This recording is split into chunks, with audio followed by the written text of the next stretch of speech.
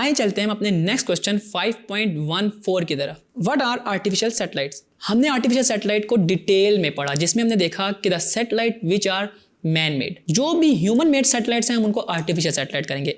आपने इस क्वेश्चन को ऐसे एक्सप्लेन करना है कि आपने शुरू में बता देना कि the man made satellites are called artificial satellites, और आपने इसकी थोड़ी इंपॉर्टेंस बतानी कि why artificial satellites are used.